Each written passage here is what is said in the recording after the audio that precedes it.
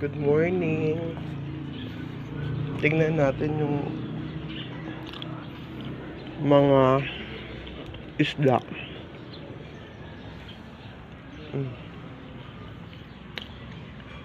Mga pinagkakabisihan ng aking my loves. Ano yan? Container na may konting isda. Ang liit kasi dyan na nilalagay yung yung mga baby ng isdang mga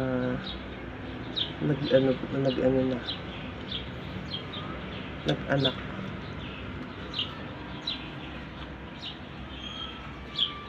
Ito pa isa.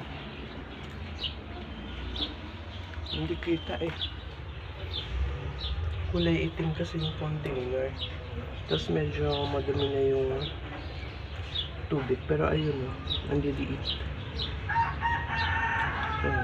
Ayun yung pinagkakabisihan niya.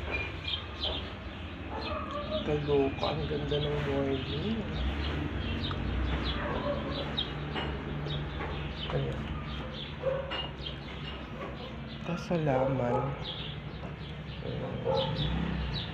Eto may isda pa to kaso itim na ng tubig. Hindi napapalitan kasi tatanggalin na yan. Ayun.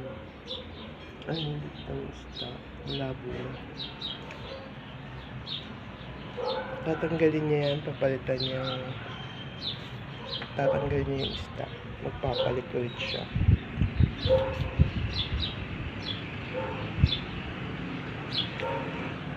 Ito kangkong. Nagtarin kami ng kangkong. Parang hindi na kami bibili sa palengke.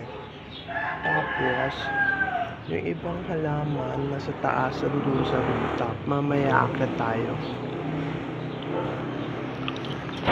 Ayan, kumakaway na yung dragon fruit. Ayan. Mamaya akit tayo.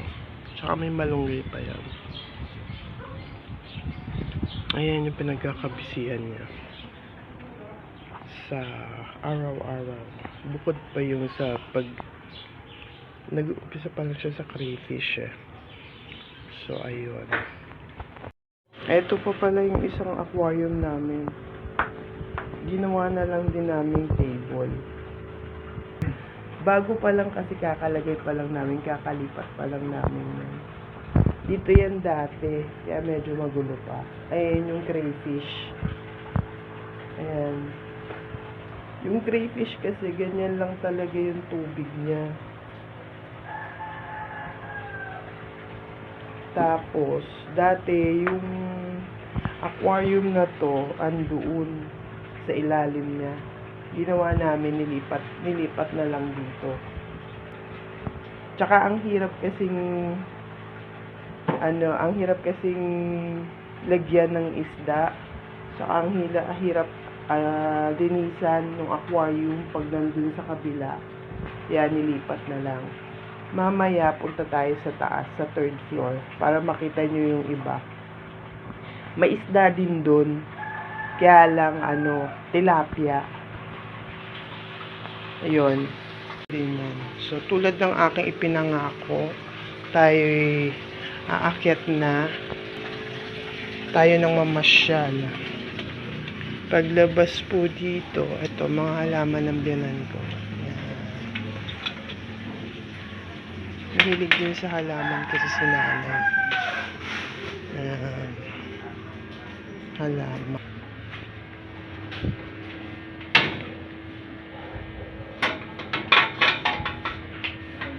Ayan, halaman pa.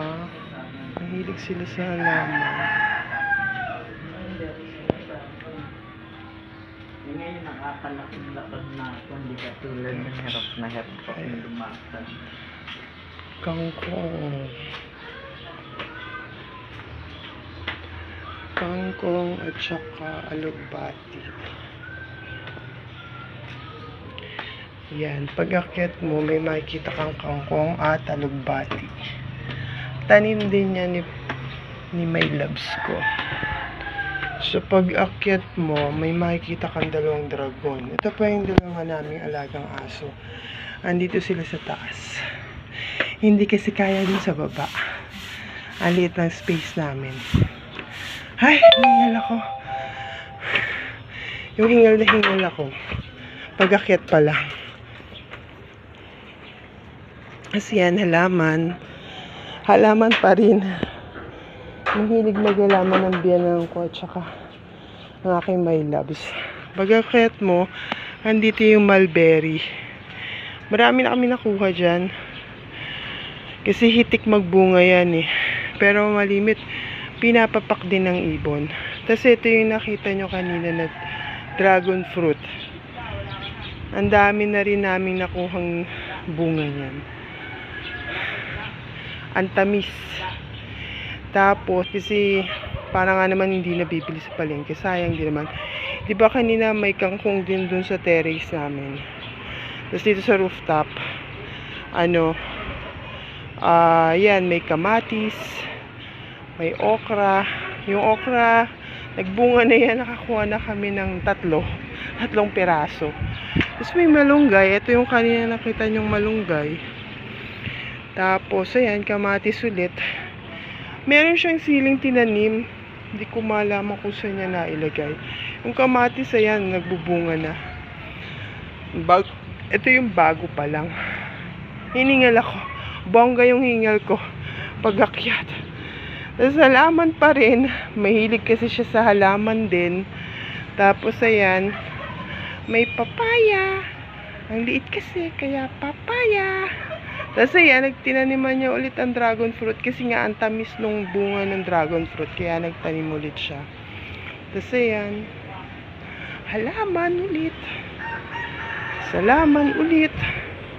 Tapos ito yung yung sinasabi ko sa inyo, yung fish pond na may tilapia. Kaya lang, ang itim na kasi, hindi nyo pa nalilinis, ayusin nyo ulit to. Pero may mga tilapia to, hindi nilang makita, gawa nga na ang itim na ng tubig.